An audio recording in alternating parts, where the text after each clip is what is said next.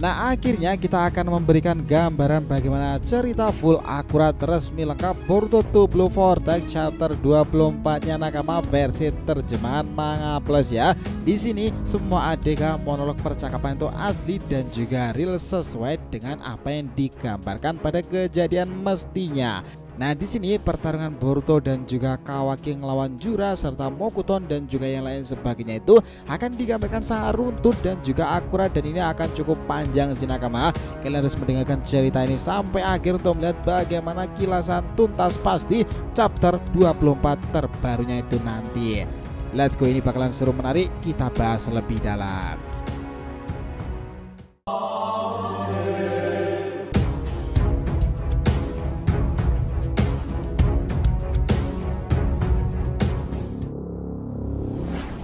Oh ya, biar terus bisa berinteraksi dengan kalian, subscribe di channel ini ya, dan bantu ramein video ini pula. Oke, yuk tanpa lama-lama lagi kita langsung masuk ke inti ceritanya.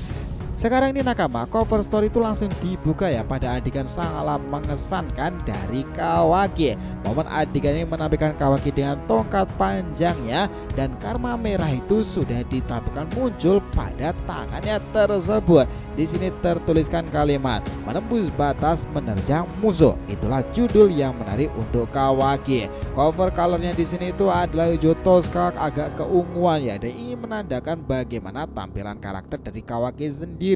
Thanks to Masashi Kishimoto yang berjudul Kawaki Uzumaki menjadi penggambaran seru bab pembuka di chapter 24-nya dimulai. Nah, di sini kan tertuliskan sebuah prolog menarik. Pada hari itu keduanya sepakat untuk bertarung bersama. Boruto mengusulkan taktik untuk melawan Jura dengan Kawaki pula. Adegannya langsung menampilkan pada sebuah kilasan balik di masa itu ketika pertemuan mereka, di mana itu berada di patung Nana Daimelo. Di sini Kawaki lantas berkata, "Hah, misi di Sunagakure katamu?" Boruto melanjutkan, "Ya, setelah Amado melepaskan limitermu, segeralah menuju ke sana. Bergabunglah dengan Sarada dan juga yang lainnya, Kawaki. Aku juga akan ikut bertarung begitu kau tiba di sana. Kalau itu terjadi campur tangan Jura tak bisa dihindari. Tapi dengan adanya kekuatanmu kita masih punya harapan pula." Di sini itu Kawaki masih mengatakan lagi, "Masalahnya tidaklah semudah itu, tahu? Walau hanya sesaat aku sudah merasakan kekuatannya secara langsung. Dia itu benar-benar monster. Dia bukan lawan yang bisa diatasi hanya dengan kerja sama aja." Boruto kemudian melemparkan sesuatu dan itu adalah lambang tanda kekuatannya. Kawaki lantas menangkapnya. Tinggrep. Nah, di sini adegannya bakalan menjadi lebih menarik lagi. Kawaki lantas membuka, ternyata itu adalah simbol lambang dari Konohagakure. Apa ini? Nah, Boruto melanjutkan, "Untuk saat ini mustahil bisa mengalahkan Jura. Yang ingin ku bicarakan adalah bagaimana cara untuk bertahan hidup ketika kita berhadapan dengannya." Kawaki lantas meliriknya dengan penasaran. "Cara yang paling realistis adalah aku membawa semua kabur dengan menggunakan Hiraishin milikku. Tapi untuk bisa pergi ke tempat yang sangatlah jauh, ada persyaratan yang harus kupenuhi. Syarat itu adalah aku harus bisa mendeteksi kepingan logam yang sudah kutandai dengan cakraku pula."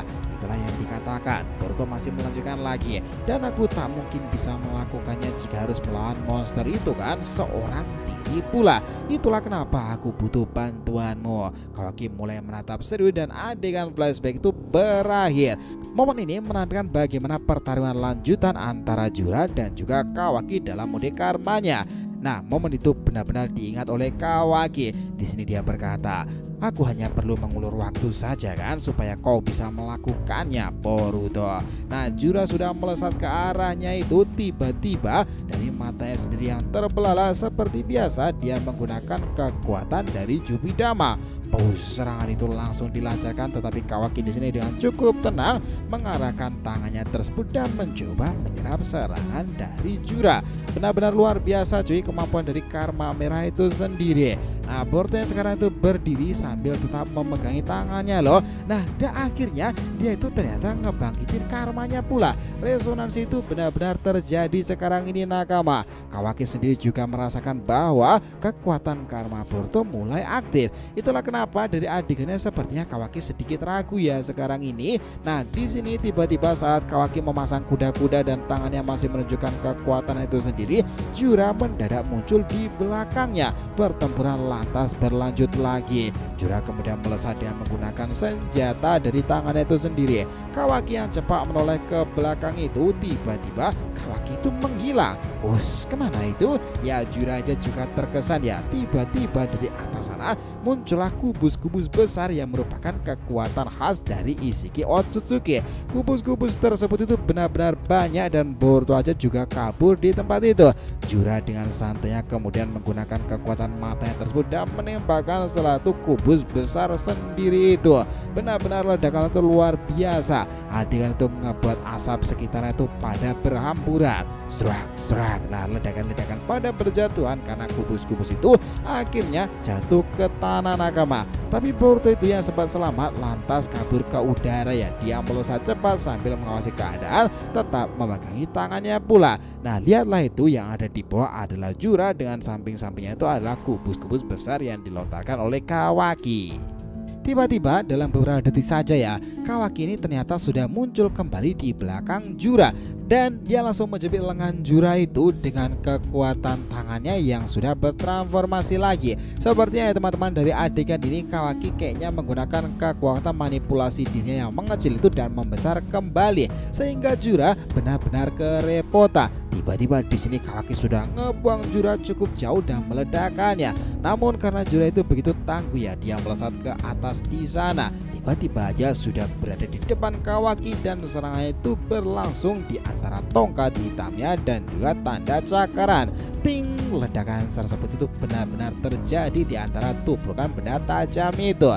Nah, Kawaki yang sekarang itu benar-benar mencoba mendesak Jura langsung menyerang dengan serangan-serangan maksimal. Tebasan-tebasan dari tongkat tersebut dilalui dan juga dilampaui oleh Jura. Dia sendiri beberapa kali sempat menghindarinya. Bahkan salah satu adegannya itu benar-benar mengesankan. Dari serangan itu aja tongkat Kawaki ini ternyata bisa putus teman-teman. Luar biasa loh ini. Tetapi Kawaki dengan cepat bisa menyambungkannya lagi. Ledakan lesatan dari sabetan-sabetan tongkat itu benar-benar mengesankan. Karma merah itu masih bekerja dengan maksimal, sementara Jura juga cukup kerepotan karena dengan keadaan sekarang itu Kawaki masih maksimal cara kerja bertarungnya. Dan inilah panel yang cukup viral kemarin itu ketika resminya muncul di Naruto Official ya. Kawaki lantas menyabetkan yang ngebuat Jura itu mundur dan di sana karma merah itu bekerja luar biasa lagi. Tiba-tiba aja tongkat itu lantas menusuk di bagian bawah perut dari Ego Jubi Jura. Ledakan itu terjadi karena di sini dari karmanya tersebut bisa merefleksikan kekuatan lebih lanjut dari saluran kekuatan tangannya. Ledakan itu dikeluarkan dari tongkat hitamnya. Disinilah momen pertama kali bagaimana kita melihat tubuh Jura itu benar-benar hancur sebagian karena serangan ledakan dari tongkat milik Kawaki.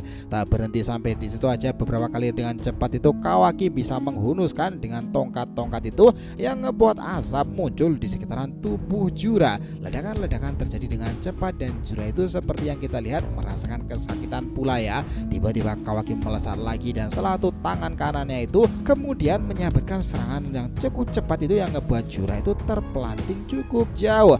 Luar biasa sih transformasi Kawaki dengan tangannya sendiri itu yang berubah ke ukuran monster seperti biasanya. Nah, losakan itu kenceng banget. Jura kemudian terpelanting sangatlah jauh di sana. Nah, Boruto sendiri itu ternyata juga cukup panik karena dari serangan-serangan dan juga resonansi karma yang terjadi antara dia dan Kawaki itu, ternyata Boruto juga tidak bisa menahannya lebih lama lagi. Sambil memegangi tangannya tersebut nih, Boruto juga cukup khawatir. tidak apa-apa, ini bukanlah masalah, aku harus tenang sekarang ini. Boruto sendiri itu masih memegangi dan karma dari Momoshiki itu sudah menyala dengan cukup lebar pula. Kawaki yang masih berjalan cukup pelan itu tiba-tiba aja melihat Jura dengan luka seperti itu. Dia masih menatapnya dingin seperti ini nakama. Nah, ada sebuah kejutan di sini ya, seperti yang kita lihat di chapter ini, bahwa kejadian itu ternyata dipantau beneran oleh Amado dan juga Sumire loh nakama. Dari tatapan layar dan juga yang dilihat oleh Sumire sendiri itu Jura yang kesakitan. Sumire berkata, hebat sekali, sejauh ini dia berhasil menyudutkan Jura ya. Kalau begini terus mungkin. Amado tiba-tiba melanjutkan, tidak, itu tidak seperti itu. Nah, dalam beberapa detik Jura yang sudah bersandar dengan kondisi luka-luka itu malah mengeluarkan sesuatu, dan ternyata itu adalah buku yang selalu dia bawa kemana-mana. Nah, tanpa berlama-lama, dengan santai aja Jura itu malah membaca buku dan membuka lembaran-lembarannya. Jelas itu ngebuat Kawaki aja terkesan. Dia lantas berkata si Jura itu, Uzumaki Kawaki, kekuatan tempurmu itu mengalami peningkatan yang pesat dan drastis dibandingkan sebelumnya ya. Entah bagaimana caranya kau bisa mendapatkan kekuatan itu dalam waktu sesingkat ini.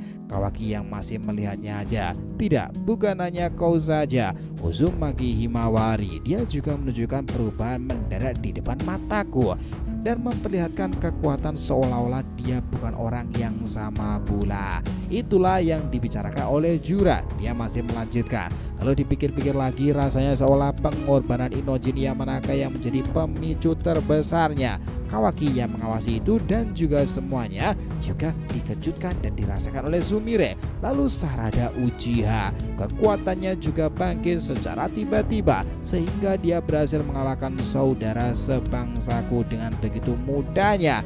Lihatlah itu, Sumire aja tak percaya. Sarada, Jura lantas melanjutkan lagi, yang manapun adalah kasus yang sangatlah tidak biasa pula di antara kalian semuanya. Ini hanya pendapatku, tapi semua kasus ini sepertinya memiliki suatu kesamaan, yaitu tema penelitian yang saat ini sedang kugandrungi, soal konsep cinta. Dan itulah momen yang dikatakan oleh Jura, dan Kawaki masih cukup dingin tuh menatapnya. Jura lantas mengatakan lagi, ketidakpastian yang melekat pada diri kalian para manusia, di satu sisi itu adalah kelemahan yang sangat fatal bagi manusia, tapi di sisi lain itu bisa menjadi faktor yang memungkinkan terjadinya evolusi yang luar biasa. Kawaki, bagaimana menurutmu? Aku ingin mendengarkan pendapatmu secara langsung sekarang ini. Tiba-tiba Kawaki yang tak ingin basa-basi itu kemudian di salah satu lengannya itu karma menyala lagi. Dasar hama, jangan so akrab seperti itu. Cuas, ledakan terjadi di sana karena lesatan dari karma merah. Benar-benar luar biasa loh asap itu. Kawaki yang melihatnya dengan kondisi yang luar biasa tersebut dan tongkat hitam itu masih dia pegang di belakangnya. Tiba-tiba dia merasakan sesuatu, bahwa akan muncul tanda-tanda mengerikan dari kekuatan Jura. Benar saja, ledakan-ledakan muncul dari bawah, dan itu adalah akar-akar menjulang dari Mokuton nakama. Wah, itu luar biasa banget loh. Ternyata di balik itu Jura muncul lagi seperti sebuah istana dan juga persinggahan kursinya yang berada di atas Kawaki itu sendiri. Di sini Jura berkata, tidak perlu emosi begitu Kawaki, aku hanya ingin berbincang sebentar denganmu pula. Sambil Jura mengatakan itu, ternyata agar-agar Mokuton itu juga menyembuhkan tubuh dari Jura loh teman-teman. Bahkan Rinnegan yang sempat rusak oleh Kawaki itu sembuh total pula. Itu jelas ngebuat Kawaki aja terkesan pada proses penyembuhan dari Jura. Ya, kala itu konsep penyembuhan regenerasi tanpa segel sudah luar biasa, ternyata Jura lebih luar biasa lagi. Di sini dia kemudian berkata seperti ini, aku benar-benar tak menyangka kau akan datang menyelamatkan Boruto di saat kritis pula. Karena sepengetahuanku, satu-satunya orang yang ingin kau lindungi di dunia itu adalah Naruto Uzumaki kan? Seharusnya seperti itu. Nah, tiba-tiba ketika Kawaki menatapnya dengan serius itu, Jura masih melanjutkan lagi. Konon katanya Naruto dia sudah meninggal dunia kan? Padahal aku berharap bisa bertatap muka dengannya jika berkunjung ke Konohagakure. Tapi Kawaki, setelah melihat sorot matamu yang tegas itu, aku sekarang jadi yakin pula bahwa Naruto Uzumaki itu masihlah hidup kan? Dia benar-benar mengatakan dengan fokus tegas seperti itu yang ngebuat Sumire aja benar-benar tak menyangka. Jadi benar ya, kau mudah dipahami. Sama sepertimu, aku juga tidak pandai berbohong Kawaki. Aku tahu kau akan memberikan respon negatif, tapi biar ku katakan ini sekali lagi, aku ingin melahap Naruto Uzumaki. Kawaki yang benar-benar sekarang itu menahan amarahnya, tiba-tiba Jura terus saja ngoceh di depannya. Sepertinya dia bisa berbicara dari hati ke hati dengan para Bijo. Mungkinkah kemampuan itu pun ada hubungannya dengan cinta pula? Aku selalu merasa begitu loh. Dan kau dengar itu Kawaki, mungkin aku bisa memahami lebih dalam soal cinta ini kalau aku berhasil melahapnya secara langsung. Nah, tiba-tiba dalam beberapa waktu Kawaki benar-benar marah. Dia lantas mengeluarkan evolusi dari tangan monsternya lagi, tetapi tiba-tiba di sana Boruto muncul pula. Well, kayaknya Boruto sudah memahami ya kondisi psikis dari Kawaki yang tidak bisa dianggap remeh dan dikompromi soal Naruto ayahnya itu. Di sini Kawaki lantas melihatnya. Maaf membuatmu menunggu Kawaki. Sudah cukup, simbolnya sudah siap. Nah, Kawaki masih melirik ke atas itu. Hiraishin no Jutsu ya. Enggan rasanya untuk berpisah, tapi apa boleh buat kan Boruto. Kali ini sampai di sini dulu. Ayo Kawaki. Nah, perbincangan di antara mereka terjadi seperti itu. Tiba-tiba ketika Boruto memegang pundak dari Kawaki itu, di sini dengan cepat Kawaki itu malah mencapakan tangan Boruto sendiri yang membuat Boruto juga kaget. Kenapa nih orang? Nah, Kawaki kemudian berkata, "Tunggu sebentar." Dia Kawaki lantas merespon, "Oi Jura, dengarkan baik-baik. Aku sama sekali tidak peduli soal cinta itu, tetapi kau dengar ini. Secara naluri ya, kau mengincar Hokage ke-7. Harus kuakui bahwa kemampuan intuisimu tidak main-main. Tapi jangan salah paham, pada akhirnya kau pasti akan mati di tanganku. Camkan itu baik-baik, ego Jubi Jura." Nah, di sini itu Jura melihatnya. Menarik sekali ya. Aku berterima kasih atas pendapatmu yang jujur itu Kawaki. Nah, di sini Kawaki merespon lagi, "Urusanku sudah beres, ayo kita pergi." Nah, Kawaki mengatakan itu dan mengajak Boruto pergi ya. Tiba-tiba Jura itu lantas merespon, "Kawaki, aku senang bisa berbincang denganmu hari ini. Sampai jumpa lagi." Nah, ketika Kawaki menoleh ke belakang itu, momen emosional dan paling ikonik di chapter 24 ini muncul.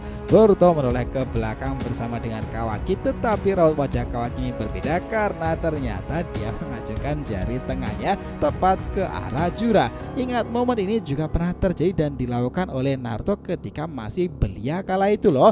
Benar-benar judul Uzumaki Kawaki ini juga mengacu kepada Uzumaki Naruto kan. Padahal pada awal kemunculan Boruto itu tidak menggunakan kata Uzumaki, dan sekarang kata Uzumaki ada pada Kawaki. Nah, panel kemudian langsung berpindah di sana itu, di mana ada logam yang berlambangkan lambang Konohagakure kan. Serak di bawah tanah sendiri ada semacam seperti itu. Nah, di sini Sarada yang duduk di sana, Mitsuki yang melihatnya, dan Konohamaru itu serta Delta.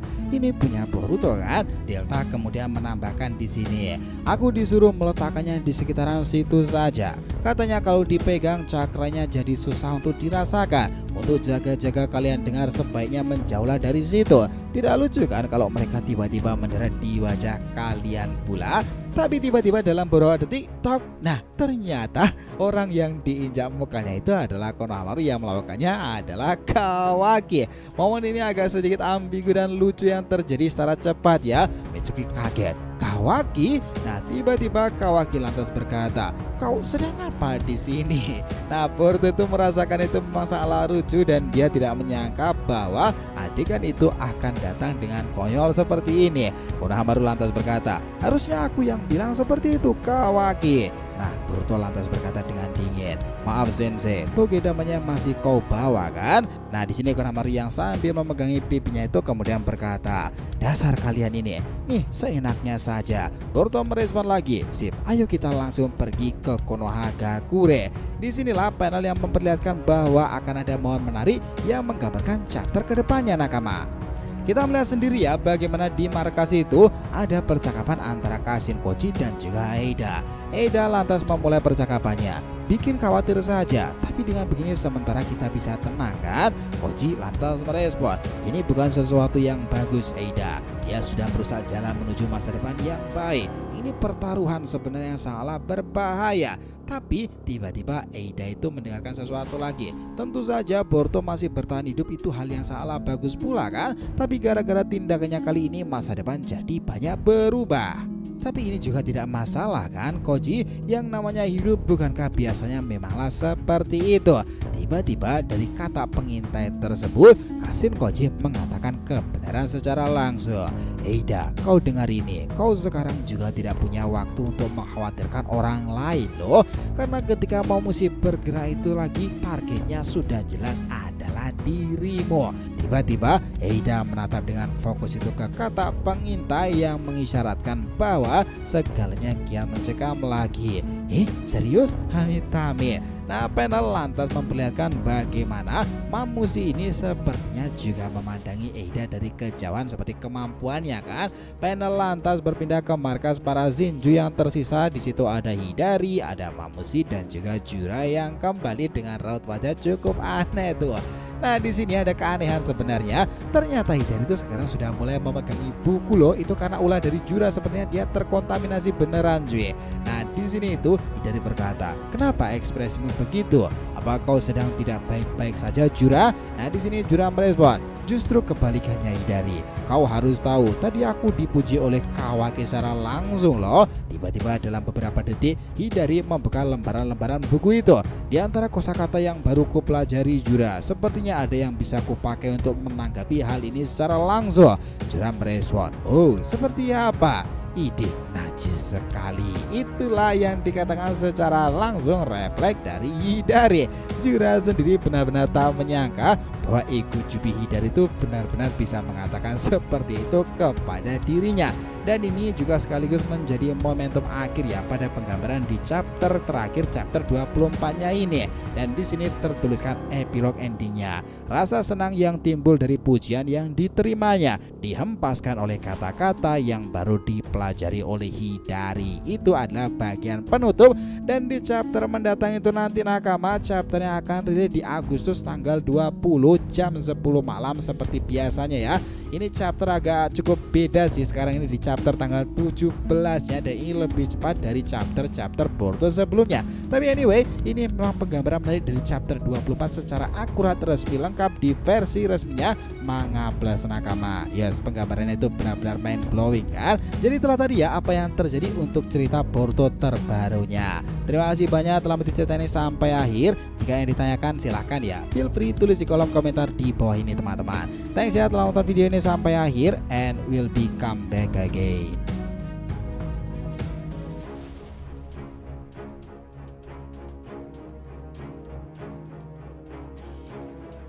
Oh.